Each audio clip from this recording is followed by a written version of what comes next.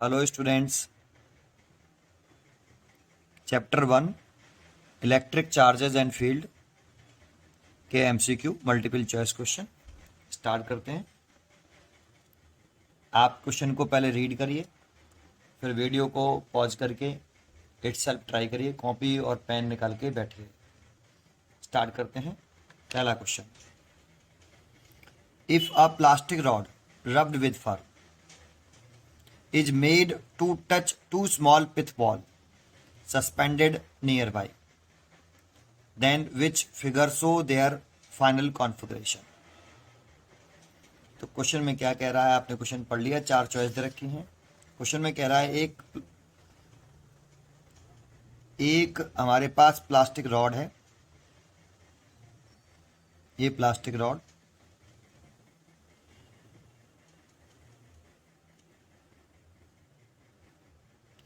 और इसे एक फर से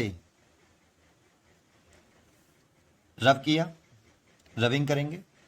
जानते हो फर से प्लास्टिक को रॉड को रब करने से, रबिंग करने से क्या होगा, रबिंग करने से प्लास्टिक रॉड जो होती है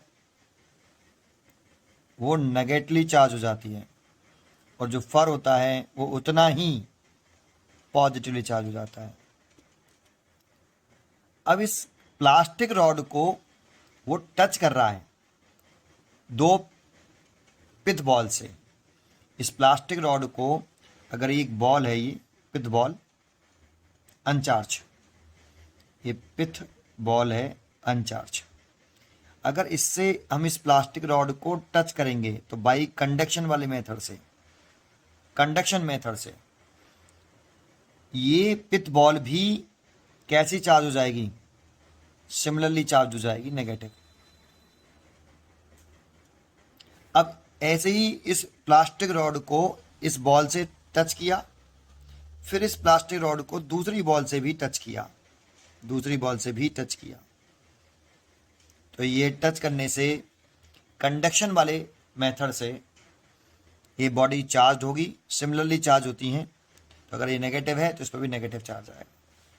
अब इन दोनों बॉलों को वो अगर क्या कर दे, सस्पेंड कर ले, तो इन दोनों बॉलों के बिटवीन क्या हुआ, रिपल्सन, और रिपल्सन होगा तो ये दोनों बॉल का जो कॉन्फ़िगरेशन होगा वो इस तरह का होगा। इस पर नेगेटिव चार्ज है और इस पर भी नेगेटिव चार्ज है, तो रिपल्सन होने की वजह से ये कॉन्फ़िगरेशन ऐसे हो जाएगा। इसीलिए इसकी चॉइस होगी 1 का बी। प्लास्टिक रॉड को जब हम फर से रबिंग करते हैं तो फ्रिक्शन इलेक्ट्रिसिटी से ये चार्ज हो जाती हैं और इन पर इक्वल एंड अपोजिट चार्ज आता है। तो प्लास्टिक रॉड पर नेगेटिव आएगा तो उतना ही पॉजिटिव चार्ज आएगा फर पर। अब इस प्लास्टिक रॉड को एक सस्पेंडेड बॉल है, पिथ बॉल, इससे टच करेंगे तो टच करने से कंडक्शन वाले मेथड से इस पर सिमिलर चार्ज डेवलप होगा।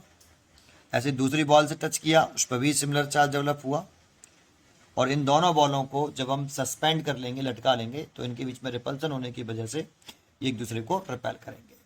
इसीलिए इसकी चॉइस हो गई फर्स्ट का बी। सेकंड क्वेश्चन पढ़ते हैं। Second question number second read करिए आप। बी चॉइस हो गई इसकी। A comb run through one dry hair attract small bits of paper. This happens because comb is a good conductor, paper is a good conductor,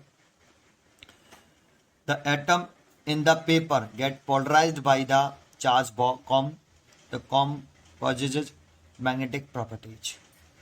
देखो comb को जब हम dry hair में चलाते हैं, मतलब कॉम्ब और ड्राई हेयर के बीच में रबिंग होता है, तो कॉम्ब पर चार्ज डेवलप होता है आपका नेगेटिव। अगर ये जैसे ये कॉम्ब है आपका, ये कॉम्ब है, ठीक है, ये कॉम, और इस पर चार्ज आएगा नेगेटिव। कब, जब ड्राई एयर से इसको रबिंग करेंगे तब। अब कॉम पर नेगेटिव चार्ज आ गया और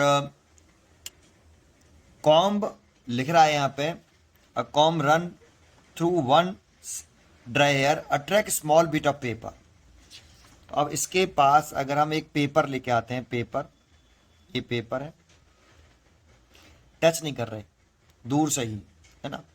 तो कॉम्ब का जो नेगेटिव चार्ज होगा, जो कॉम्ब पे जो नेगेटिव चार्ज डेवलप होगा इंडक्शन से, वो इसके जो पॉजिटिव और नेगेटिव चार्ज होंगे, तो नेगेटिव चार्ज इसके पॉजिटिव चार्ज को क्या करेगा, अट्रैक्ट करेगा, और नेगेटिव चार्ज को क्या कर देगा, रिपेल। तो इसको हम कहेंगे कि ये जो बॉडी है वो पोलराइज्ड हो गई, है ना। इसका ये वाला एंड पॉजिटिवली चार्ज और ये वाला and negatively charge, but net charge अभी भी जीरो है। नेट चार्ज इस पेपर पर अभी भी कितना है, जीरो ही है।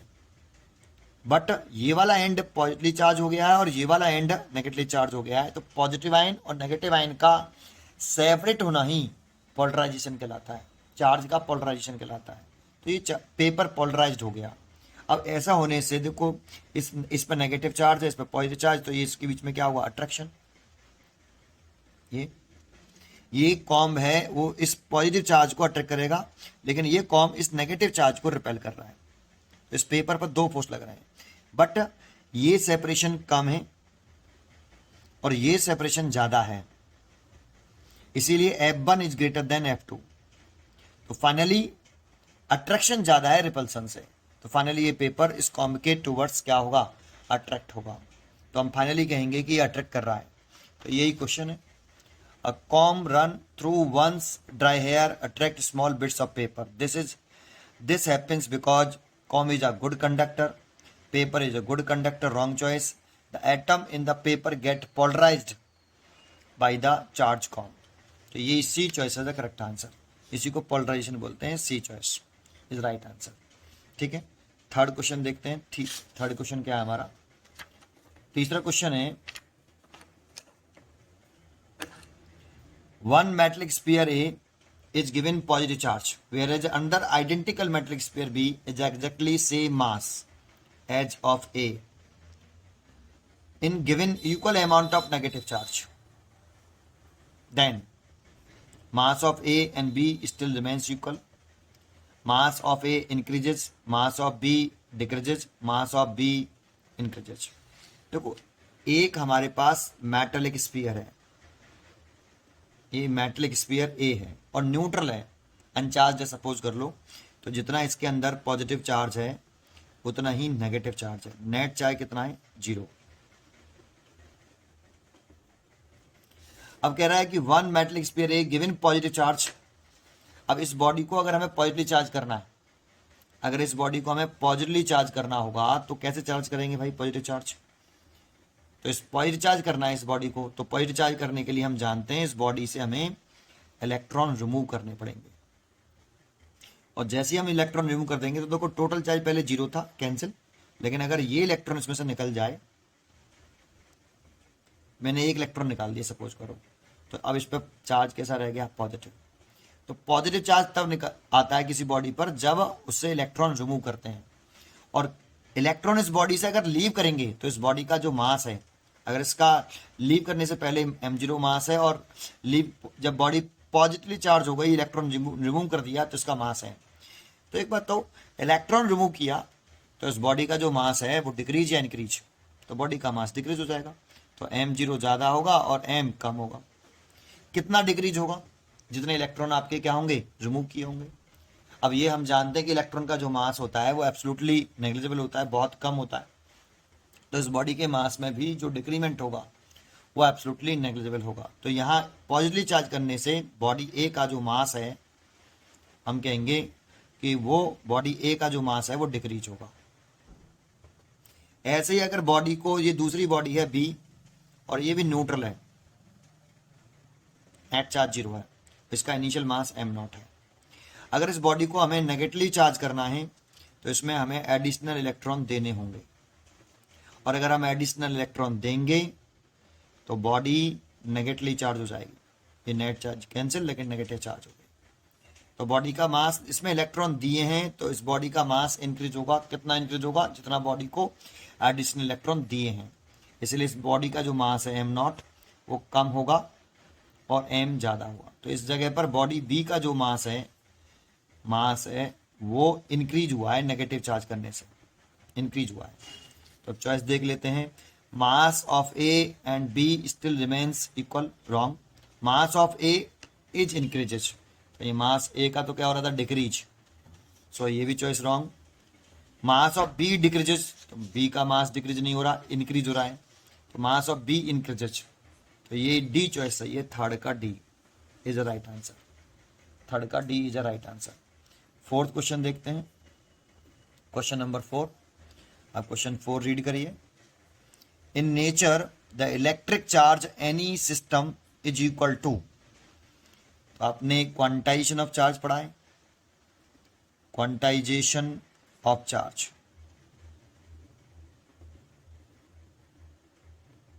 कि किसी भी बॉडी पे जो चार्ज पॉसिबल है, कोई भी बॉडी है उस पे जो चार्ज पॉसिबल होता है वो इलेक्ट्रॉनिक चार्ज के या स्मॉलेस्ट चार्ज होता है वो ई उसके इंटीग्रल मल्टीपल के इक्वल होता है। किसी भी बॉडी पे जो चार्ज पॉसिबल होगा वो पॉसिबल होता है इस फॉर्म में, इंटीग्रल मल्टीपल है, तो इसमें से कितने इलेक्ट्रॉन निकाल सकते हो आप, मिनिमम एक इलेक्ट्रॉन निकाल सकते हो आप। अगर एक इलेक्ट्रॉन निकाला तो इस बॉडी में जो चार्ज होगा वो प्लस माइनस का ई, अगर 2 इलेक्ट्रॉन निकाले तो प्लस माइनस के 2e, या गेन कराए, तो किसी भी बॉडी पे जो चार्ज पॉसिबल होता है वो आपका ई, जो कि किसी बॉडी पर सबसे लीस्ट चार्ज होता है, इससे स्मॉल चार्ज पॉसिबल नहीं है, जो कितना होता है 1.6 10 की पावर माइनस के 19 कूलम। इसीलिए आप चॉइस पढ़िए, half integral multiple of least amount of charge, least मतलब स्मॉल ई, ये रॉन्ग चॉइस है, 0। तो integral multiple of least amount of charge, तो इंटीग्रल मल्टीपल है किसका, लीस्ट, इसका तो इसको तो बोल देंगे लीस्ट अमाउंट ऑफ चार्ज, इसका कैसा है ये, इंटीग्रल मल्टीपल, इसीलिए इसकी चॉइस डी, फोर्थ का डी। फिर क्वेश्चन पढ़िए, क्वेश्चन नंबर 5। अगर हम क्वेश्चन नंबर 5 पढ़ते हैं, क्या है, if the charge on body is 1 nanocoulomb, then how many electron are present on the body। तो एक बॉडी पर कितना चार्ज है, इस बॉडी है, इस पे चार्ज है कितना, 1 nanocoulomb, then how many electron are present in the body, तो इतना नेगेटिव चार्ज होने पर उसमें कितने इलेक्ट्रॉन प्रेजेंट है ये पूछ रहा है, तो Q इज इक्वल टू कितना होता है, Ne, यहां से आप N निकाल लीजिए, नंबर ऑफ इलेक्ट्रॉन पूछ रहा है तो Q बाई E, Q की वैल्यू है 1 नैनोकुलाम, तो नैनोकुलाम को चेंज करें तो 1 इंटू 10 की पावर माइनस के 9 कुलाम, 10 की पावर माइनस के 9, और E की वैल्यू है 1.6 10 की पावर माइनस के 19। सॉल्व कर लें इसे, तो ये 1.6 का जब 1 में डिवाइड करते हैं तो 0.625 आता है, और 10 की पावर माइनस के 9 प्लस के 19, तो 0.625, और ये 10 की पावर प्लस के 10, और 6.25 लिखेंगे तो 10 की पावर 9, इतने इलेक्ट्रॉन। तो आपकी चॉइस हो गई, देखते हैं कौन सी चॉइस बनती है इसमें, 1.6 10 की पावर माइनस के 19, 6.25 9, और 6.25 27 28 9, बी चॉइस, तो 5 का B is a right answer. 6 question देखते हैं, क्वेश्चन नंबर 6 क्या है, charge on body is Q1 and it is used to charge under body by induction. The charge on second body is found to be Q2 after charging then। तो देखो ये कोई body है, अभी मान लो ये अनचार्ज है, ठीक है, और ये एक चार्ज बॉडी है जिस पे बता रहा है कितना चार्ज है, Q1। अब इंडक्शन से ये Q1 चार्ज अगर पॉजिटिव है तो ये इसके अनचार्ज बॉडी के नेगेटिव चार्ज को इधर अट्रैक्ट कर लेगा और पॉजिटिव चार्ज को रिपेल, और इसको बोलते हैं कि इस प्रोसेस को बोलते हैं इंडक्शन विदाउट टच। और देखो ये बॉडी पोलराइज हो गए, इसके जो एटम्स हैं वो पोलराइज हो गए, नेगेटिव आयंस अलग हो गए और पॉजिटिव आयंस अलग हो गए, नेट चार्ज अभी भी 0 है इस पर, बट ये वाला एंड नेगेटिवली चार्ज हो गया, ये एंड पॉजिटिवली चार्ज हो गया। तो जानते हो इस चार्ज को तो हम बोलते हैं, इस वाले चार्ज को बोलते हैं हम, इसका नेम होता है इंड्यूसिंग चार्ज। और जो ये जगह पे जो चार्ज डेवलप हुआ है Q2 लेट कर लेते हैं इसको, और ये चार्ज होता है इंड्यूस्ड चार्ज। तो हमेशा इंड्यूस चार्ज इस वाले चार्ज का अपोजिट होता है। अगर ये प्लस का है तो ये माइनस का होगा, अगर ये माइनस का है तो ये प्लस का होगा। बट ये इंड्यूस चार्ज जो होता है Q2 वो ऑलवेज इस Q1 से या तो छोटा होगा या इक्वल होगा, बड़ा कभी नहीं होता। Q2 चार्ज जो है इंड्यूस चार्ज है या तो स्मॉल होगा या इक्वल होगा, किससे? Q1 से।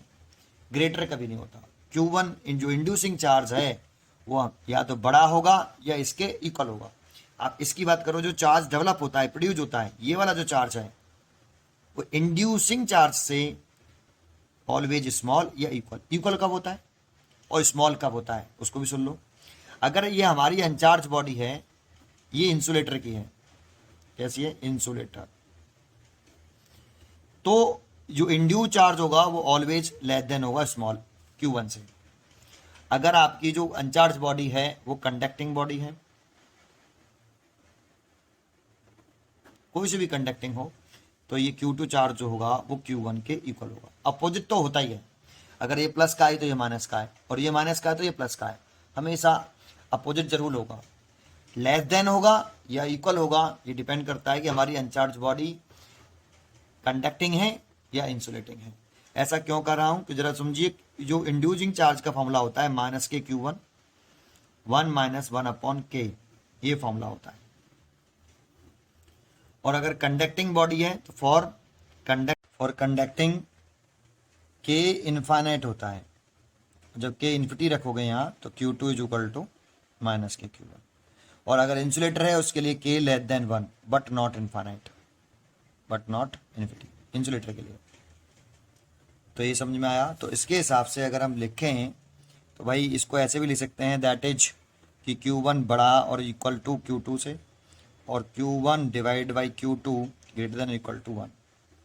ये चॉइस हो गई बेटा, इसीलिए इसकी जो चॉइस हो गई D, Q1 upon Q2 greater than equal to 1, D choice हो गई। 6 का D is a right answer. ठीक है, 7th क्वेश्चन चले। क्वेश्चन नंबर 7 क्या है? The force between two charge varies with distance r between them. तो दो चार्जेस के बीच में कैसा रिलेशन होता है? फोर्स और डिस्टेंस का इनवर्स रिलेशन। अगर एक दो चार्जेस हैं Q1 और Q2, कूलम्ब्स लॉ, इनके बीच की सेपरेशन R है, तो जो फोर्स लगता है वो 1/r²। तो इसीलिए रिलेशन जो है इनवर्स रिलेशन है डिस्टेंस का फोर्स के साथ। तो रेक्टेंगुलर हाइपरबोला, R इंक्रीज होने पर फोर्स क्या होगा? डिक्रीज होगा। तो R इंक्रीज हो रहा है और फोर्स डिक्रीज होता चला जा रहा है। इधर की तरफ R इंक्रीज होगा और फोर्स कम होता जाएगा। ठीक है, लेकिन इफ जब R इनफाइनाइट होगा ना, तभी फोर्स 0 होगा। तो इसीलिए यहाँ पे इसको इसके पैरेलल कर देंगे, पैरेलल कर देंगे। ठीक है, जब दोनों चार्ज के बीच की सेपरेशन इनफाइनाइट हो जाएगी तब दोनों चार्ज के बिटवीन फोर्स 0 होगा। ठीक है, 7th का जो आप टिक कर सकते हो वो सी चॉइस है, C is a right answer, inverse relation था। 8 क्वेश्चन देखते हैं अगला। 8 question,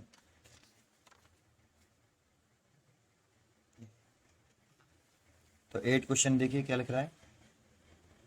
the unit of electrical permittivity is, आपको कूलम्ब्स लॉ आता है, F is equal to 1/4πε0 Q1 Q2 over R²। इसको बोलते हैं इलेक्ट्रिकल परमिटिविटी। इसकी यूनिट पूछ रहा है, इसको यहाँ ले आइए, इसको यहाँ ले आइए। तो एप्सिलॉन नॉट कितना लिख सकते हो आप? 1/4πf Q1 Q2 over R², ऐसे। अब आप इसकी यूनिट लिख लीजिए। अब देखो इसकी तो कोई यूनिट होती नहीं है, चार्ज की यूनिट होती है कुलाम, तो कुलाम हो गया। दूसरे चार्ज की भी कुलाम स्क्वायर ओवर, फोर्स की यूनिट होती है न्यूटन, और डिस्टेंस की होती है मीटर, उसका स्क्वायर। तो इसीलिए इसकी यूनिट ये हो गई।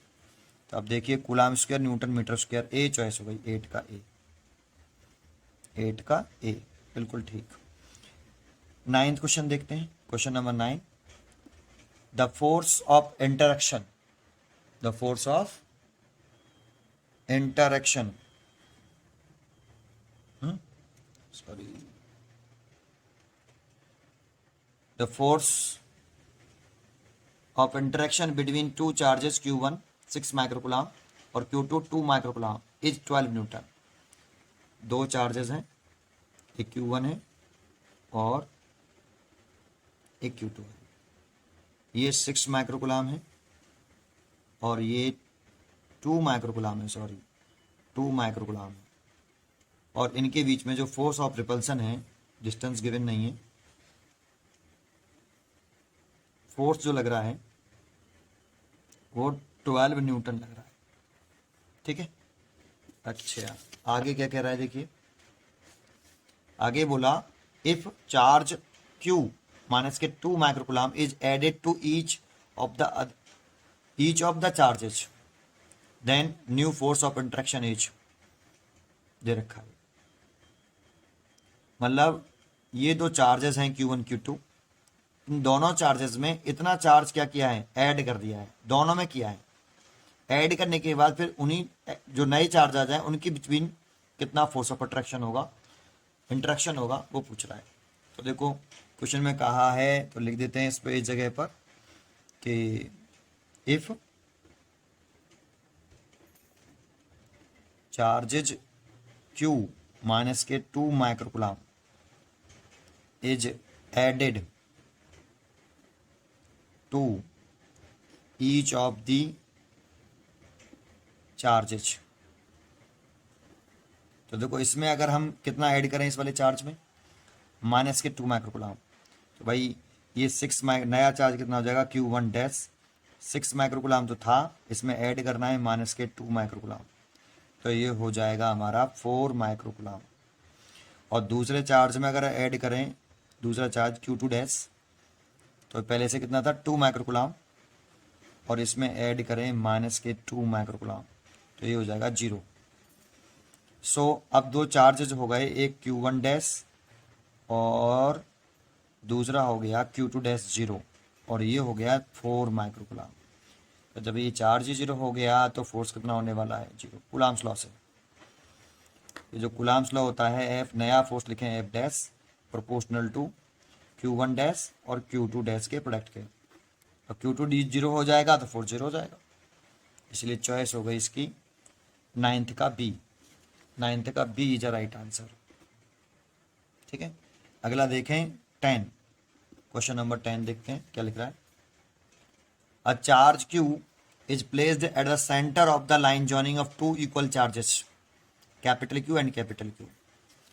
ठीक है, the system of three charges will be in equilibrium if small q equal to। तो क्वेश्चन में कहा है कि दो चार्जेस हैं कैपिटल Q, एक कैपिटल Q ये रहा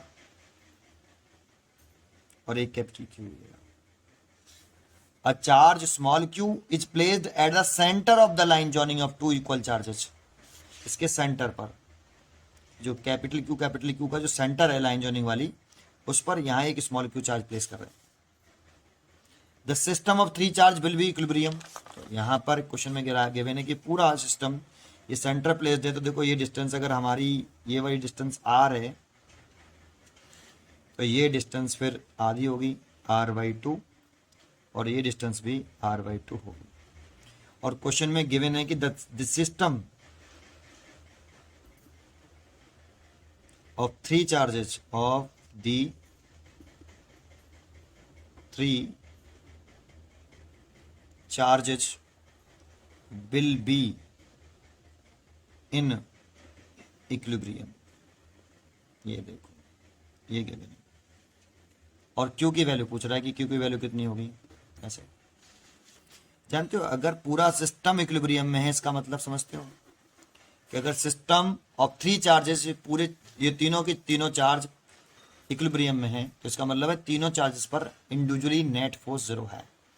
नेट दैट इज, इसका मतलब है net force on each charge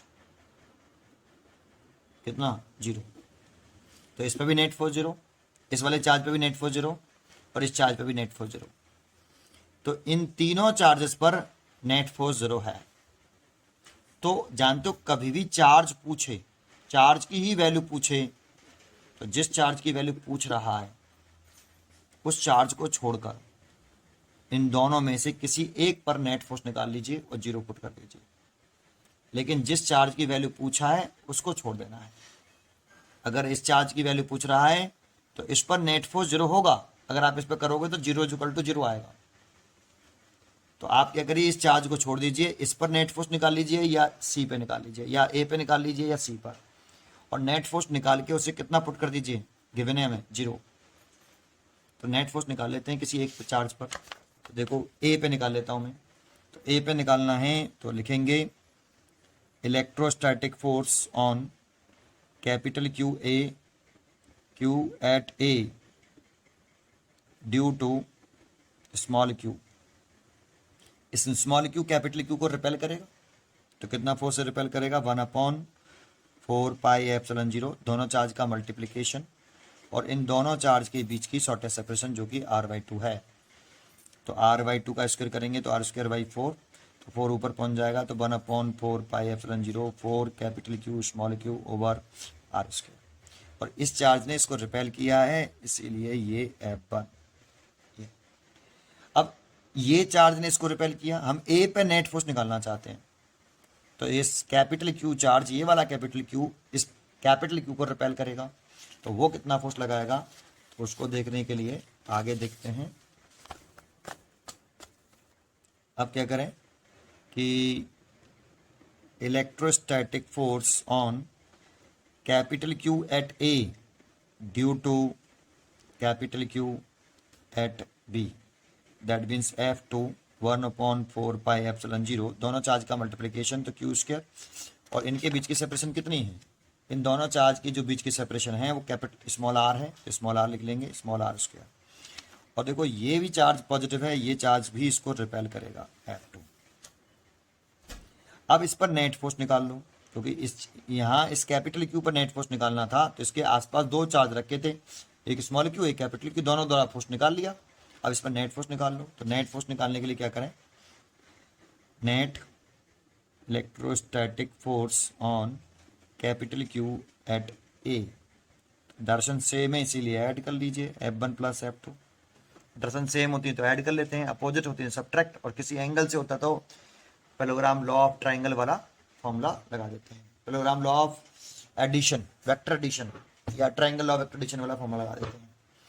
तो देखो ये सेम दर्शन में दोनों F1 + F2 दोनों सेम दर्शन में, इसीलिए ऐड कर लेंगे। तो इसकी वैल्यू कितनी गिवन है, 0।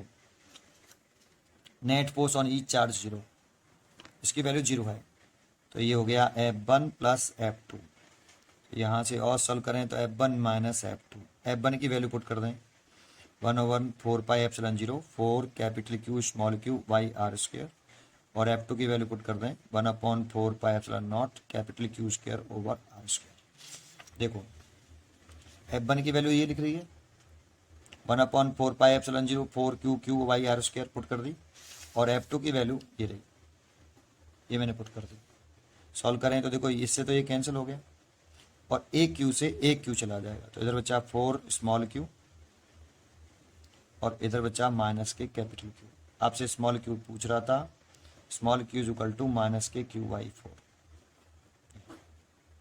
-Q/4, इसीलिए इसकी जो चॉइस होगी वो देखते हैं कहाँ गया पेपर,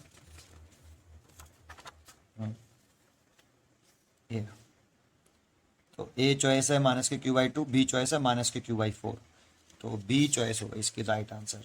10 का जो है बी, 10 का B is the right answer. ठीक है,